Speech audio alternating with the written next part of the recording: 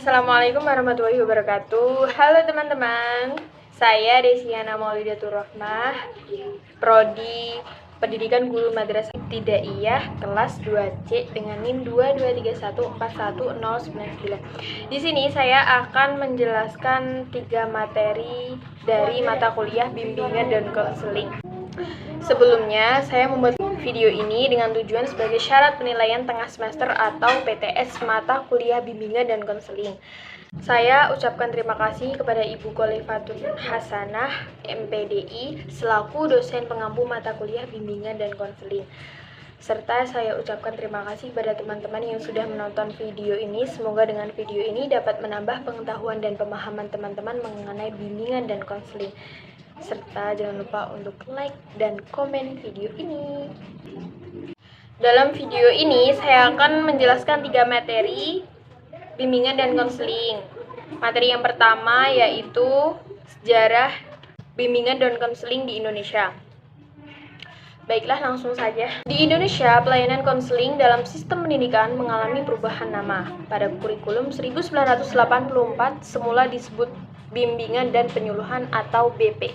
Kemudian pada kurikulum 1994 berubah nama menjadi bimbingan dan konseling atau yang sekarang dikenal sebagai nama BK. BK mulai diresmikan di sekolah Indonesia sejak diberlakukan kurikulum 1975. Kemudian disempurnakan ke dalam kurikulum 1984 dengan memasukkan bimbingan karir di dalamnya. Di sini ada fase-fase perkembangan bimbingan konseling di Indonesia. Yang pertama yaitu sebelum kemerdekaan, yaitu didirikannya Taman Siswa oleh Ki Hajar Dewantara pada tanggal 3 Juli 1922, tepatnya di Yogyakarta.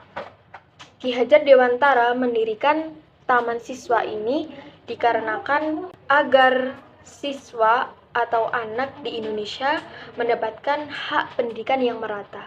Kemudian kedua yaitu dekade 40-an, yaitu perjuangan merealisasikan kemerdekaan melalui pendidikan.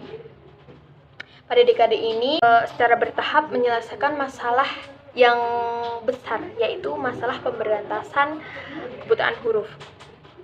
Kemudian ada dekade 50-an, yaitu memecahkan masalah kebodohan dan keterbelakangan rakyat Indonesia. Kegiatan bimbingan pada masa ini lebih difokuskan agar anak atau siswa Indonesia lebih berprestasi. Kemudian selanjutnya ada dekade 60-an, yaitu ketetapan MPRS tahun 1966 tentang Dasar Pendidikan Nasional, yaitu lahirnya kurikulum sekolah menengah atas gaya baru pada tahun 1964 dan kurikulum 1968, kemudian jurusan konseling di IKIP tahun 1963. Selanjutnya ada dekade 70-an, yaitu upaya dalam penataan legalitas sistem dan pelaksanaannya. Pada masa ini lebih dikerahkan penuh dalam pemerataan kesempatan belajar bagi anak Indonesia. Kemudian ada dekade 80-an, yaitu upaya pemantapan dalam perwujudan bimbingan yang profesional. Selanjutnya, era lepas landas, yaitu keberadaan dan berkembang atas dasar kekuatan dan kemampuannya sendiri. Dan yang terakhir, ada bimbingan berdasarkan Pancasila, yaitu bimbingan konseling mampu menunjukkan ciri-ciri kepribadiannya di tengah-tengah pergaulan dengan bangsa lain. Nah, untuk materi yang kedua, yaitu adalah tujuan dan fungsi bimbingan dan konseling yang ada di Indonesia. Bimbingan dan konseling sendiri memiliki 2 tujuan, yaitu tujuan umum dan tujuan khusus. Tujuan umum dari bimbingan dan konseling sendiri adalah yang pertama, membantu peserta didik agar memiliki kompetensi mengembangkan potensi dirinya seoptimal mungkin. Dan yang kedua, menurut Prayitno, bimbingan dan konseling membantu individu agar berguna dalam kehidupannya yang memiliki berbagai wawasan, pandangan, dan keterampilan mengenai diri sendiri dan lingkungannya. Yang kedua yaitu adalah tujuan khusus dari bimbingan konseling. Tujuan khusus pelayanan bimbingan dan konseling yaitu bertujuan untuk membantu siswa untuk mencapai tujuan-tujuan perkembangan meliputi aspek pribadi, sosial, belajar, dan karir. Selanjutnya adalah fungsi dari bimbingan dan konseling. Fungsi bimbingan konseling ada 5, yaitu 1, pemahaman, yaitu fungsi untuk membantu peserta didik yang tidak hanya memahami diri sendiri tapi juga memahami lingkungan sekitar. Yang kedua yaitu pencegahan, yaitu fungsi untuk membantu peserta didik mampu mencegah atau menghindarkan diri dari berbagai permasalahan yang dapat menghambat perkembangan dirinya. Yang ketiga yaitu pengentasan, yaitu fungsi untuk membantu peserta didik mengatasi masalah yang dialaminya, mulai dari masalah yang ringan sampai ke masalah yang berat. Yang keempat yaitu pemeliharaan dan pengembangan, yaitu fungsi untuk membantu peserta didik memelihara dan menumbuh kembangkan berbagai potensi dan kondisi positif yang dimilikinya. Jadi seperti kayak bakat dan minatnya yang ada di dirinya itu apa, itu dikembangkan. Yang terakhir adalah advokasi, yaitu fungsi untuk membantu peserta didik memperoleh pembelaan atas hak dan atau kepentingannya yang kurang mendapat perhatian, seperti mungkin hak mendapat pendidikan. Nah, untuk materi yang terakhir adalah materi ketiga, yaitu prinsip-prinsip dan landasan dari bimbingan dan konseling. Submaterinya ada 2, yaitu pertama prinsip-prinsip dari bimbingan dan konseling, yang kedua adalah landasan bimbingan dan konseling. Yang pertama, prinsip-prinsip bimbingan dan konseling ada 5, yaitu yang pertama, prinsip berkenaan dengan sasaran pelayanan. Maksudnya, bimbingan dan konseling melayani semua individu tanpa memandang status sosial, umur, ataupun jenis kelamin, dan lainnya. Dan bimbingan konseling memberikan pelayanan dengan sebaik-baiknya, yang berarti semaksimal mungkin.